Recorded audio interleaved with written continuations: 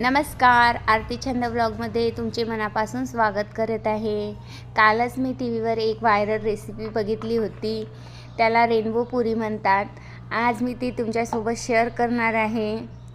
त्यासाठी मी पालक टाकून एक कणकेचा गोळा, बीटरूटचं ज्यूस टाकून एक गोळा आणि हळद टाकून एक गोळा असा 3 गोळे तयार केलेले आहे। सोबतच मी करणार आहे त्यासाठी बटाट्याची भाजी।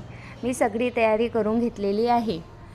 3 पुऱ्या वेगवेगळ्या लाटून घेतलेल्या आहे आणि त्याला असं एकावर एक ठेवून सेट करून राहिलेली आहे।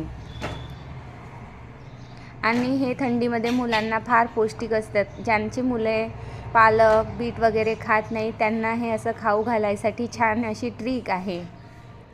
मग त्याला छानपैकी असं गोल गोल रोल करून घेतलेला आहे।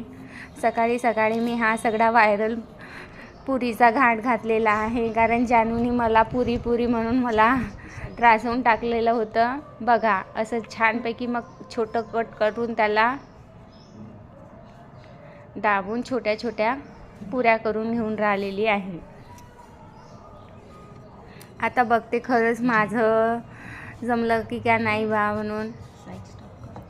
अरे पण खरंच मला पण जमली पुरी। बघा किती सुंदर रंग आलेला आहे। आता त्याला आपण डीप फ्राय करून घेऊ।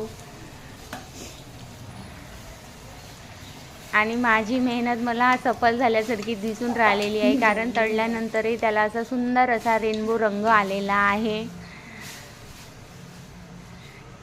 चला, मेहनत कामी आल्यानंतर खूप आनंद होऊन राहिलेला आहे। आज आमच्या घरी पौष्टिक आणि हेल्दी अशी रेनबो कलरफुल पुरी बनलेली आहे। जानू खुश झालेली आहे। मग आणखी काय हवं।